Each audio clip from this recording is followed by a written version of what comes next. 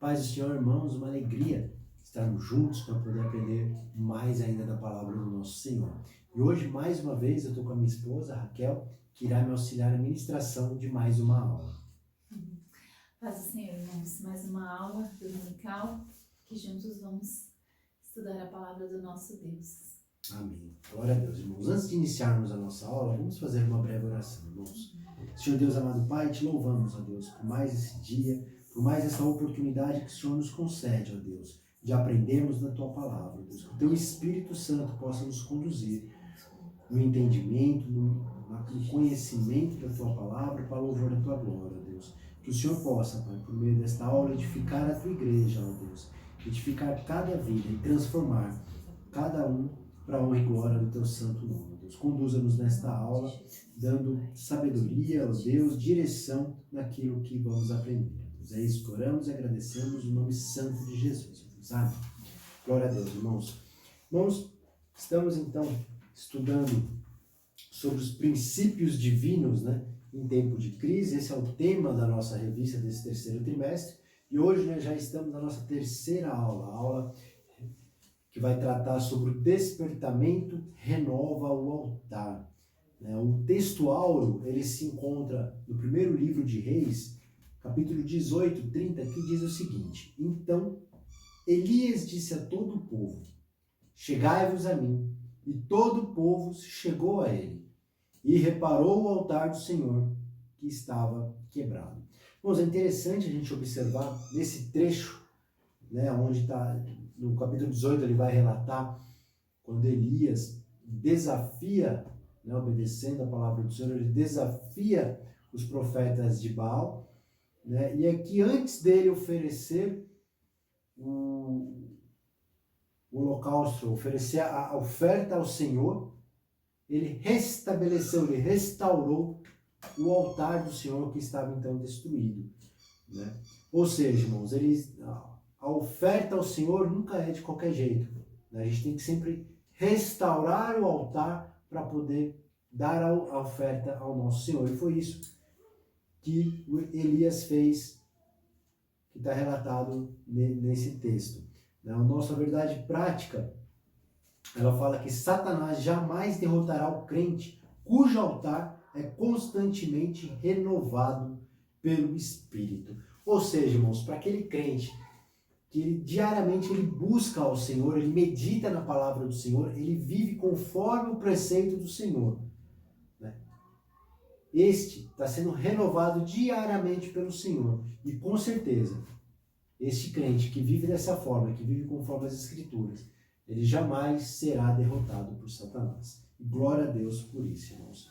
A nossa leitura bíblica em classe, ela está lá em Esdras, capítulo 3, versículos do 2 ao 5 e 10 ao 13, que a Raquel irá fazer a leitura. Amém, irmãos. Vamos à leitura.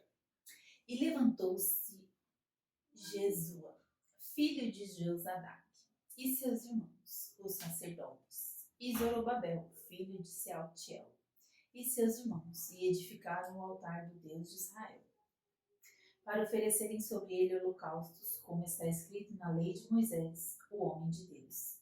E firmaram o altar sobre as suas bases, porque o terror estava sobre eles por causa dos povos das terras. E ofereceram sobre ele holocaustos ao Senhor, holocaustos de manhã e de tarde. E celebraram a festa dos tabernáculos, como está escrito, e ofereceram holocaustos de dia em dia, por ordem, conforme o rito, cada coisa no seu dia. E depois disso, o holocausto contínuo e os das luas novas e de todas as solenidades consagradas ao Senhor, como também de qualquer que oferecia oferta voluntária ao Senhor.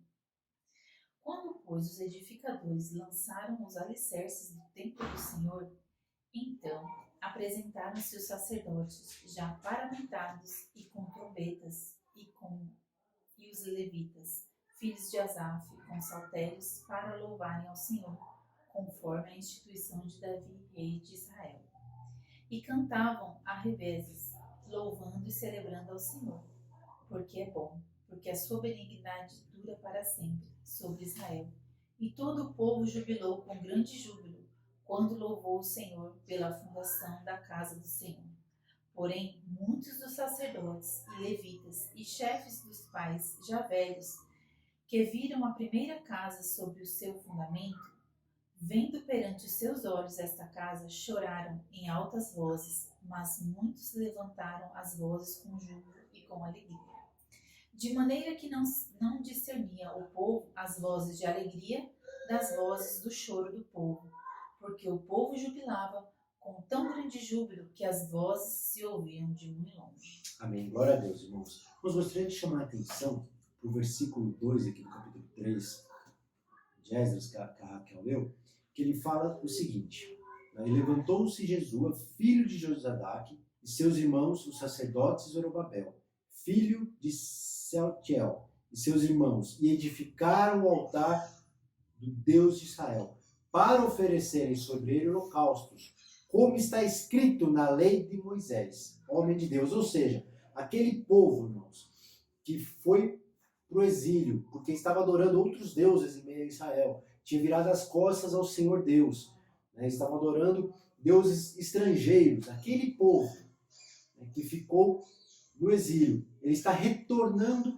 para a sua terra. E esse povo, ao retornar para a sua terra, ele volta para as suas origens, ele volta para os seus marcos, né? Ele volta para o alicerce, para as bases, que são as escrituras do Senhor.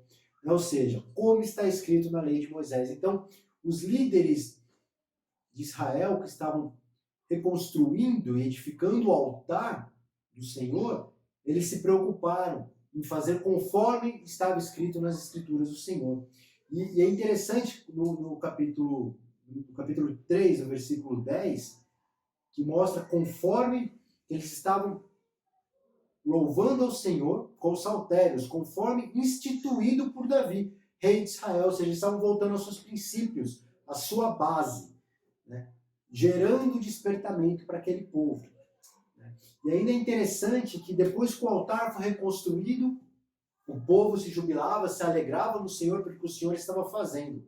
Porém, haviam aqueles de maior idade que haviam visto o templo de Salomão em toda a sua glória, com ouros e pratas, choraram, levantaram um grande clamor, porque o altar agora era menos rico, era menos glamuroso, irmãos, mas a glória do Senhor ali estava. E que nós possamos, em nossa vida, aplicar esse conceito, que no versículo 13º, é interessante, que fala que de maneira que nem não discernia o povo as vozes de alegria das vozes de choro, porque o povo jubilava com tão grande júbilo que as vozes se ouviam de muito longe. Ou seja, irmãos, aqueles que estavam se lamentando por terem perdido o templo que Salomão havia construído, as vozes deles estavam sendo abafadas pela alegria daqueles que estavam olhando o que o Senhor fez, restabelecendo o seu altar para a honra e glória do nome dele. Então, em nossa vida, irmãos, que nós possamos nos alegrar no Senhor pelo que ele está fazendo hoje. Nós não fiquemos no passado, aquele tempo, aquela época que o Senhor fez. Não, irmãos, vamos nos alegrar. Vamos nos alegrar no que ele está fazendo hoje, para a honra e glória dele, irmãos. O objetivo geral da nossa aula de hoje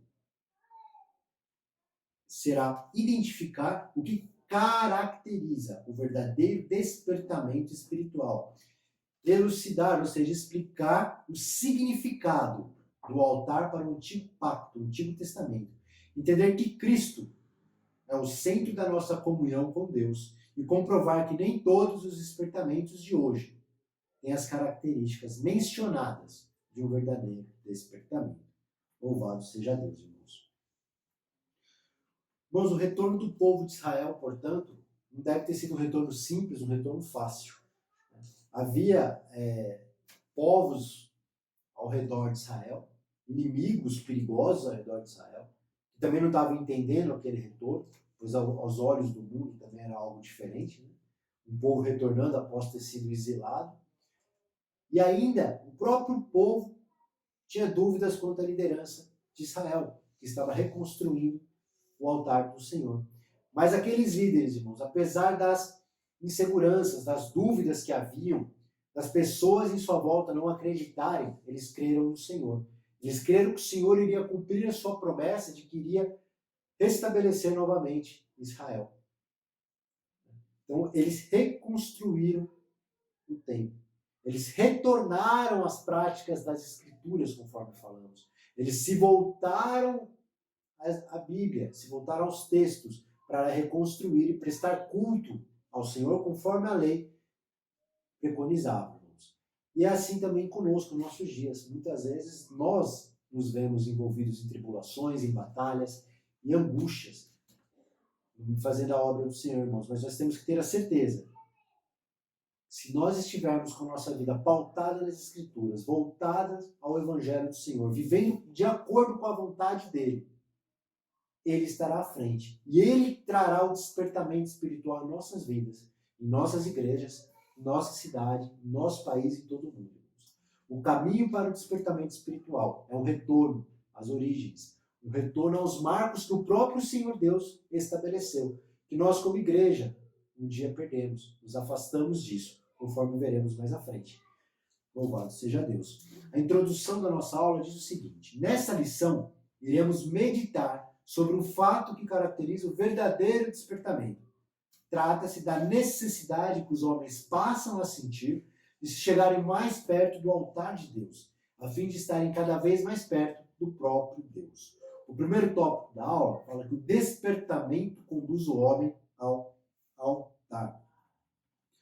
Irmãos, no tempo do Antigo Testamento, a forma como o povo se relacionava com Deus era por meio do altar, onde o povo ia lá e oferecia o sacrifício ao Senhor. Essa era a comunhão, era o relacionamento que se tinha com o Senhor. Então o altar simbolizava, significava isso. Esse relacionamento com o Senhor, esse acesso ao Senhor. Então a ausência de um altar era a ausência do contato, do relacionamento, do acesso ao Pai. Então o povo ele ansiava em reatar essa comunhão. E em conta disso, eles vão buscar como restabelecer essa comunhão nas Escrituras do Senhor. Então, o primeiro tópico vai falar que os judeus sentiam a necessidade do acesso a Deus que o altar lhes proporcionava. O propósito que traziam no coração ao retornarem do cativeiro precisava ser muito firme, porque estavam rodeados de inimigos cruéis.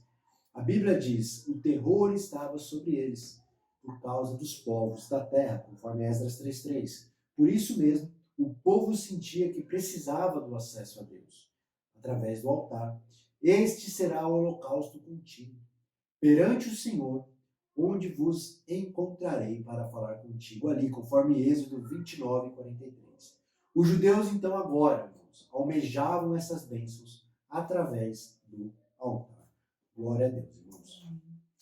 Complementando o que o Diego falou, altar é relacionamento com Deus, né? E na própria palavra do nosso Senhor, temos alguns exemplos de altares que foram levantados, né, no decorrer dos tempos. E nós temos alguns exemplos, né, para passar para a igreja. O altar de adoração de Abel, que levou a sua melhor oferta. O altar de gratidão de Noé após o dilúvio. O altar de fé de Abraão, quando ofereceu Isaque. E além desse altar de fé de Abraão, por onde ele passava, ele edificava altares ao Senhor. O altar de superação de Isaque, que mesmo perseguido, ele ergueu o seu próprio altar. O altar de compromisso de Jacó, se comprometendo a devolver os dízimos ao Senhor. Então são vários exemplos que temos, né, que podemos usar para as nossas vidas. Como está o nosso altar hoje, né? Qual é a nossa oferta? Qual é o nosso sacrifício? Estamos agradando a Deus? Ou precisamos que ele seja reconstruído? Assim como o povo voltou às bases, voltou ao alicerce e reconstruiu o altar, como está o nosso altar? Que possamos refletir sobre de como está o nosso altar. Amém. E é interessante, o segundo tópico vai falar que todos os despertamentos genuínos, verdadeiros, eles começam com a restauração do altar, a relevância que o altar tinha nos tempos do Antigo Testamento, né, conforme a Raquel leu, e tem nos nossos tempos. Porque se nós não cuidarmos do altar, ou seja, da comunhão com o nosso Deus, com o estudo da palavra, meditação, estaremos sem o relacionamento, sem a comunhão com o Senhor. Então, irmãos, ou seja, se todos os despertamentos realizados pelo Senhor, como estamos estudando, com o seu povo, eles sempre ocorreram quando o povo se volta a Deus, se preocupa em agradar ao Senhor. Quando ele se volta aos textos das Escrituras, quando ele se volta à prática das Escrituras da sua vida. E aí o Senhor vai e desperta o seu povo para um propósito específico. Né? E aí restabelece o altar, restabelece a comunhão com o Senhor. Vamos ver alguns exemplos disso. No tempo do profeta Elias, nos dias do rei Acabe, né? Conforme está lá no texto, no relato de 1 Reis 18, 16 e 40, que vai descrever o confronto que houve, que comentamos no nosso textual, entre Elias e os profetas de Baal. Então, no confronto com os profetas de Baal, a primeira coisa que Elias foi fazer foi reparar o altar que estava quebrado. Depois, sacrificou sobre ele e orou ao Senhor. E aí o fogo desceu e o povo exclamou: só o Senhor é Deus. Só o Senhor é Deus. Ou seja, irmãos, o despertamento nessa situação ocorreu através do conserto, pelo conserto do altar por Elias. Louvado seja Deus. Um segundo exemplo, dos tempos do rei Ezequias. Mas antes, vamos ler, antes de Ezequias tomar o poder, para nós vermos o que Ezequias fez. Vamos ler o texto do 2 Reis 16, do 10 ao 19, que diz o seguinte: então, o rei Acaz foi a Damasco para se encontrar com Tiglat-Pileser, rei da Síria. Ao ver ali um altar, enviou ao sacerdote Urias o modelo do altar e a planta segundo a qual tinha sido feito. Urias, o sacerdote, edificou um altar segundo tudo que o rei Acaz havia ordenado de Damasco. O sacerdote Urias fez isso antes que o rei Acaz viesse de Damasco. Quando o rei voltou de Damasco, viu o altar, aproximou-se dele e nele sacrificou. Queimou o seu holocausto e a sua oferta de cereais. Derramou a sua libação e aspergiu o sangue das suas ofertas pacíficas naquele altar.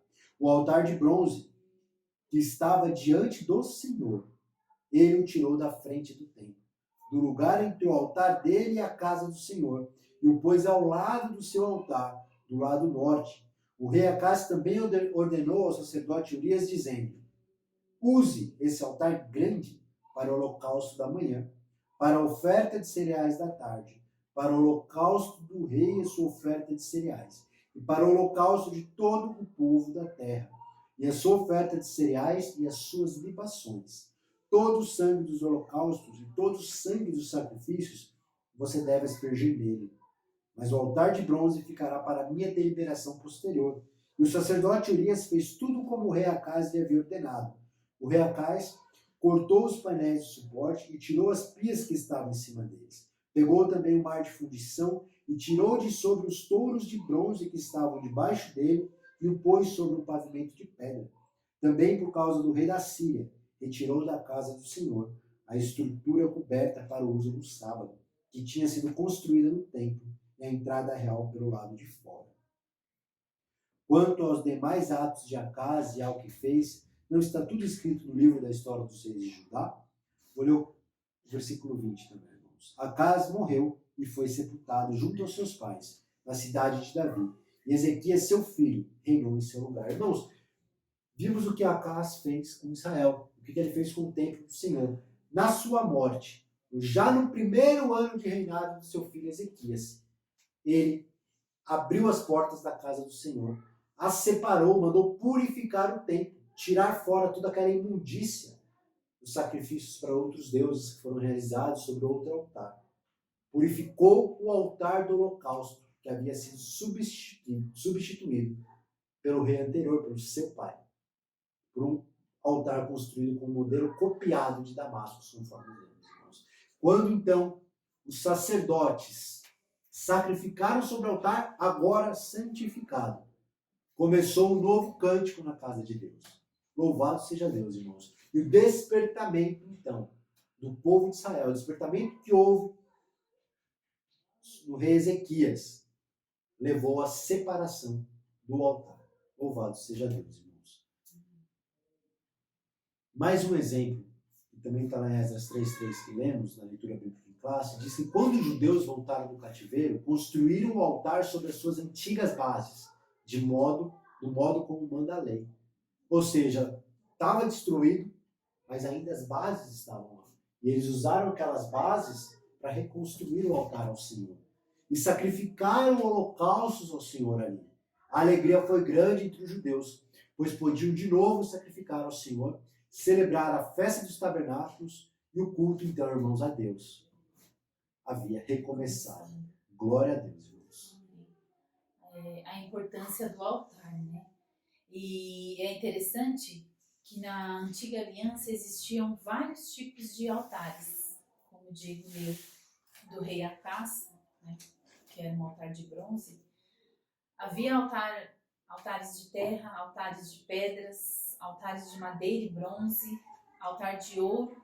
E é interessante que o altar de madeira e bronze era o altar do tabernáculo. E como lemos em Levítico 6:13, o fogo arderá continuamente no altar, não se apagará. Esse versículo é muito conhecido. E o contexto desse versículo é que o próprio Deus havia colocado esse fogo no altar. E o próprio Deus orientou o povo como, em sua peregrinação, esse fogo não poderia ser apagado. Então, muitas das vezes, somente as brasas ficavam acesas.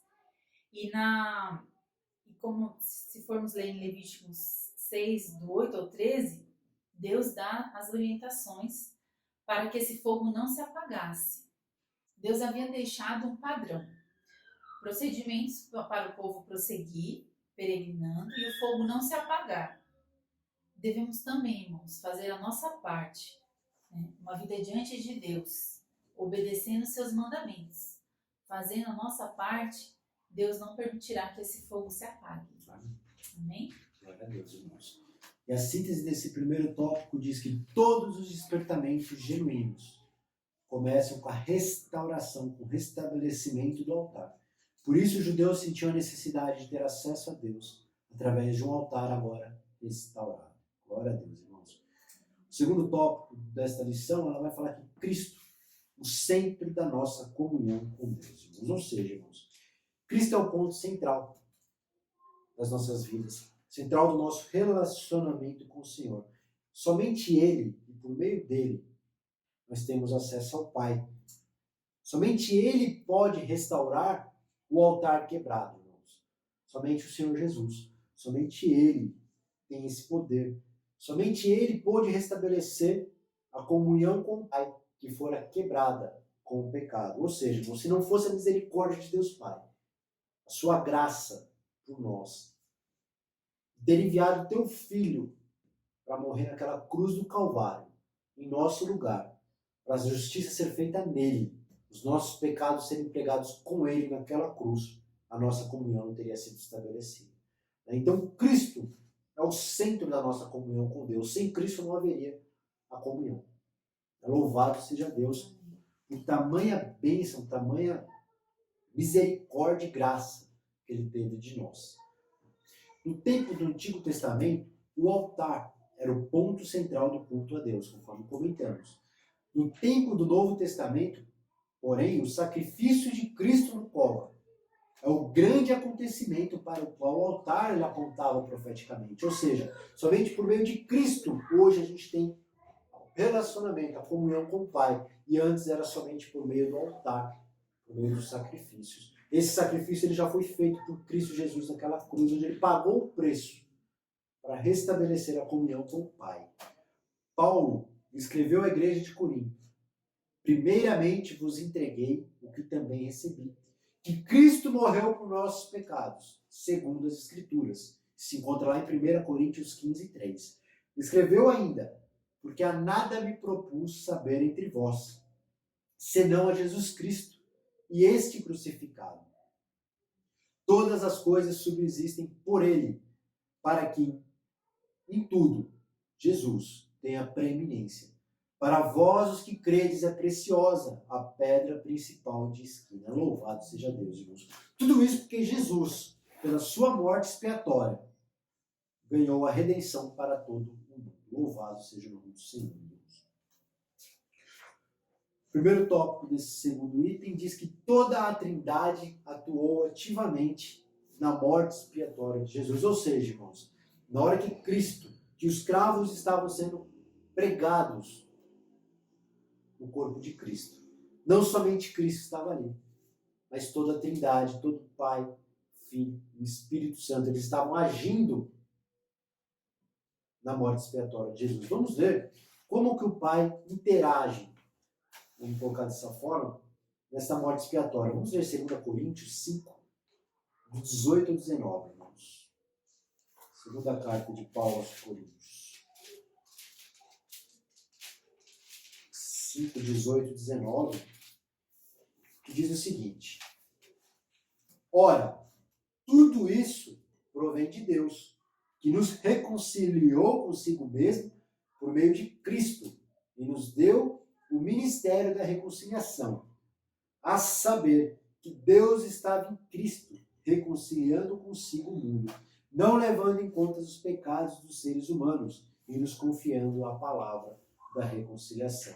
Ou seja, Deus participou diretamente da crucificação do Senhor Jesus. Nossa revista vai dizer que o Pai Celestial, antes da fundação do mundo, planejou a obra redentora como sacrifício de seu Filho, conforme Efésios 3, 6, 9. Na consumação dos séculos, enviou seu Filho. O Pai participou diretamente do drama do Gólgota. Cristo, Filho de Deus, ele entregou a si mesmo em oferta e sacrifício. Ele levou nossos pecados sobre o madeiro e padeceu para nos levar a Deus, para nos reconciliar com o Pai e nos conceder o privilégio da vida eterna. Louvado seja Deus. E o Espírito Santo, ele auxiliou o Filho a vencer todos os obstáculos que se levantaram ao longo do ministério dele, de Cristo Jesus, até ele chegar na cruz. Foi pelo Espírito Eterno que Jesus ofereceu a si mesmo, imaculado a Deus, conforme o texto de Hebreus 9, 14. Irmãos. Louvado seja Deus. Cristo na cruz se ofertou, né? Se entregou por nós. Em Romanos 12, 1, nos diz assim: rogo-vos, pois, irmãos, pela compaixão de Deus, que apresentei os vossos corpos em sacrifício vivo, santo e agradável a Deus, que é o vosso culto racional. Então, hoje, essa é a nossa oferta, é o nosso corpo vivo. Cristo se entregou, né, através da sua morte por nós. E nós, com os nossos corpos em sacrifício vivo, santo e agradável, devemos ofertar a nossa vida a Ele. Que tudo seja para Ele, por Ele e a serviço dEle. Amém. E esse é o nosso culto racional. Louvado seja Deus, irmãos.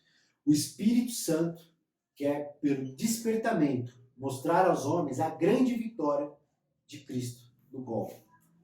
Irmãos, se o Espírito Santo não nos revelar, não nos ensinar, não nos explicar, não nos mostrar, nós não conseguiremos, pelos nossos próprios méritos, pelo nosso raciocínio, entender o que Cristo fez na cruz, o que aquilo significa na nossa vida. Como que ele nos deu aquela redenção, irmãos. Então o Espírito Santo, ele quer iluminar o entendimento dos homens para esta grande realidade. Depois de seres iluminados, suportastes grandes combates de aflição, conforme Hebreus 10, 32, irmãos. Então o Espírito revela, iluminando os olhos do nosso entendimento, para que saibamos a grandeza do seu poder sobre nós, que manifestou em Cristo, ressuscitando dos mortos. O Espírito Santo revelou a Pedro que era Jesus o Cristo, o Filho do Deus vivo, conforme Mateus 16, 17. Ou seja, se o Espírito Santo não revelar, nós não vamos enxergar, irmãos. O Espírito Santo ainda ele ensina as profundezas do vitupério da cruz. Quando Jesus, na estrada de Emaús, explicava aos seus discípulos o que as Escrituras escreveram sobre a sua morte, os corações deles ardiam. O seu Espírito Santo estava ensinando aqueles homens por meio da palavra do nosso Senhor. E o Espírito ele explica o verdadeiro significado da morte de Cristo na cruz sobre o infinito alcance do brado. Está consumado, conforme João 19:30. Deus confirmou essa palavra de seu Filho, fazendo rasgar o véu de alto a baixo, mostrando à humanidade um novo e vivo caminho que havia sido possível pelo véu, isto é, pela carne de Jesus Cristo. Por meio desta vitória, os principados e potestades satânicas foram despojados. O Cristo Jesus triunfou sobre ele na cruz. Por isso temos nele a vitória. Pela fé em Jesus Cristo, podemos vencer o mundo. Por causa do brado, está consumado. A justiça de Cristo agora oferecida gratuitamente a todos aqueles que creem em Jesus. E ainda, irmãos, o Espírito, além dele revelar, ensinar, explicar, ele penetra todas as coisas, conforme 1 Coríntios 2:10. A luz da glória de Cristo revelada na cruz é uma luz que tudo manifesta. Quando essa luz ilumina o painel da nossa consciência, como aconteceu com o profeta Isaías, sentimos o grande peso dos nossos pecados. Pelo Espírito Santo, somos despertados e levados ao arrependimento. Louvado seja Deus. Irmãos, o Espírito Santo ele revela, ele ensina, ele explica, ele penetra. Mas nós precisamos ler, porque o que ele vai revelar se nós não lemos a sua palavra? O que ele vai ensinar se nós não buscarmos ao Senhor? O que ele vai explicar se não conhecemos as Escrituras? Como que ele irá penetrar em nossas vidas se não temos comunhão com o Pai? Então, irmãos, temos que fazer a nossa parte, que com certeza o Senhor irá fazer a dele. Que nós não somos capazes por nossos próprios méritos. E nós temos o Espírito Santo, né? Então, se buscarmos, ele irá nos ensinar, nos instruir, nos guiar, porque para muitos a morte de Cristo muitos não entendem. E nós temos o entendimento do que foi a morte de Cristo na cruz. Nós temos o Espírito Santo, então está tudo disponível a nós. Basta buscarmos mais dele. A síntese desse segundo tópico diz o seguinte, irmãos, que no Novo Testamento, Cristo tornou-se o centro da nossa comunhão com Deus, através da sua morte expiatória, trazendo redenção a todos os homens. Não temos mais o altar como ponto central de culto ao Deus, como era no Antigo Testamento. Agora, o nosso culto ao Pai, o nosso altar ao Senhor, é por meio de Cristo. Cristo é o centro da comunhão com o Pai. Louvado seja Deus, irmãos. Nosso último tópico, irmãos, desta aula, diz o seguinte: cuidado com as imitações. Alguns dizem que nem todos os despertamentos de hoje têm as características que são mencionadas nessa lição. Ou seja, irmãos, vivemos em tempos que vemos vários movimentos nas igrejas, no mundo afora. Mas qual que é a característica do verdadeiro despertamento do Senhor? Primeira coisa, irmãos, como vimos na primeira aula, como vimos na aula passada, como estamos vendo nessa, todo despertamento que houve, Deus usou aqueles que tinham se voltado às suas Escrituras, que havia retomado os alicerces, as bases, aos marcos que o Senhor colocou na sua palavra. Então, o avivamento ele não é um movimento descoordenado, solto. Antes disso, o povo voltou-se ao Evangelho, voltou às Escrituras, voltou à verdade, à palavra do Senhor. Voltou a ter uma vida de comunhão ativa e diária com o Pai, por meio de Cristo Jesus. Essas são as características dos despertamentos que Deus prova, que Deus dá. Deus proveu ao seu povo. Concordamos plenamente, diz o autor da revista. Já no tempo dos apóstolos havia movimentos que realmente tinham alguma aparência de sabedoria, devoção voluntária, humildade e disciplina do corpo, mas não são de valor algum, senão para a satisfação da carne, conforme Colossenses 2:23. Irmãos, também em nossos dias aparecem movimentos que são imitações baratas do verdadeiro despertamento. Muitos destes movimentos empregam técnicas avançadas de dominações psicológicas, ou seja, irmãos, é sabido que dependendo da forma como eu entoo a minha voz, eu posso influenciar na decisão de alguém que está em volta de mim. Eu posso, conforme o que eu falar, e a forma como eu falar, tirar o Espírito Santo de agir e levar o povo a fazer o que eu quero que ele faça, não o que Deus quer que faça. Por meio de um louvor, por meio das notas, os acordes, a tonalidade que eu escolho, eu posso levar a igreja a uma emoção. Só que não é uma emoção provinda do Espírito Santo. É provinda do próprio homem. E isso não é um despertamento, não é um avivamento. Pelo contrário, é uma imitação que não glorifica o nome do Pai. Esses avivalistas ou especialistas sabem com suas técnicas dominar o auditório e podem fazer o público rir, chorar, jubilar, pular, bater palmas. Sabe até imitar o batismo do Espírito Santo. São, porém, experiências sem nenhum poder e sem a menor reverência, irmãos. Uma de nossas igrejas sentiu-se obrigada a orientar os irmãos acerca de um movimento que fez das suas reuniões um show com apresentações de cantores evangélicos. Nesses shows dominam aplausos, vaias, gritos, assobios, bebidas alcoólicas, jovens dançando e se requebrando de modo até mesmo sensual, enquanto os hinos estão sendo entoados. Cuidado, irmãos. Esse tipo de imitação pode fazer com que a glória de Deus se afaste. Todo movimento feito sem que o Espírito Santo esteja na direção não pode prosperar. É como uma tartaruga deitada de costas. Movimenta os pés, mas fica no mesmo lugar. Portanto, irmãos, mantenhamos o Espírito Santo na direção das nossas vidas, das nossas igrejas. Tenhamos uma vida pautada nas Escrituras, para que possamos reconhecer o verdadeiro despertamento do Senhor. Então veremos cumprir-se a palavra que diz: vão indo de força em força. Glórias a Jesus. Louvado seja Deus. É interessante que a revista, a primeira edição foi há 27 anos atrás.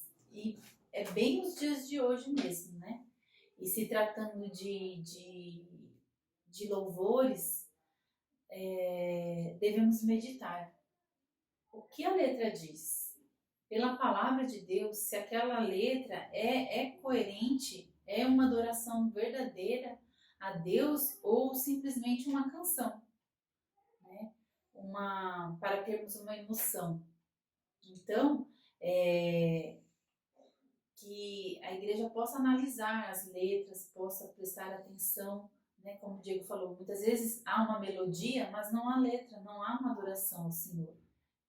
Se usa muito o eu, para mim, por mim, porque eu preciso, e foge daquilo que devemos fazer, que é adorar ao nosso Deus.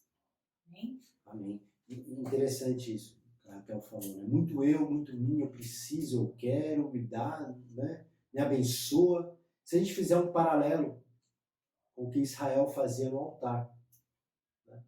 Ele ia ter a comunhão com Deus, mas ele levava, ele nunca ia de mãos vazias, ele entregava a sua oferta ao Senhor, para então ser abençoado. E não querer ser abençoado por ser abençoado, porque eu preciso, porque eu quero, para satisfazer o eu. Irmãos, Deus faz tudo na vida do crente, desde que o que nós pedimos seja de acordo com a sua vontade. Se nós estivermos cheios do teu Espírito, conhecendo a tua vontade, que são das Escrituras dele, os nossos pedidos, os nossos desejos serão de acordo com a vontade do Pai. Porque é impossível que nós conheçamos a palavra, que nós tenhamos uma vida de comunhão, que o Espírito Santo age em nós e nós não saibamos o que ele quer para as nossas vidas. Não saibamos o que é para louvor e glória dele. Então que andemos com o Senhor. Que nos afastemos da prática que quer dar glória ao homem. Quando eu ouço esses louvores, fico pensando, né? Como que você está dando louvor ao Senhor? Como você está cultuando ao Senhor se você está falando do eu? Eu quero, eu preciso. Isso não é um culto. Isso não é uma adoração. É uma música qualquer, né? Que não está dando a glória ao Senhor. Comparemos então com o saltério que era usado por Israel, que é o livro de Salmos. Tão distante hoje, os nossos louvores, se assim podemos chamar, estão do que era no tempo do rei Davi, por exemplo, irmãos. Vamos refletir sobre isso e voltar aos nossos marcos, às nossas bases, nos voltarmos às escrituras do Senhor, pois somente assim nós seremos despertados.